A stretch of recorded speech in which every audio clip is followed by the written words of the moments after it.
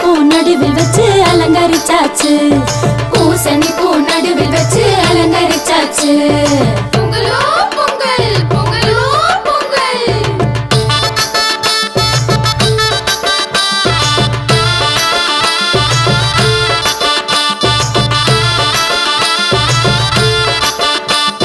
போகி வந்தாச்சு, இப்போ போகி வந்தாச்சு. பழைய குப்பை கோலம் எல்லாம் ஒதுக்கி போட்டாச்சு.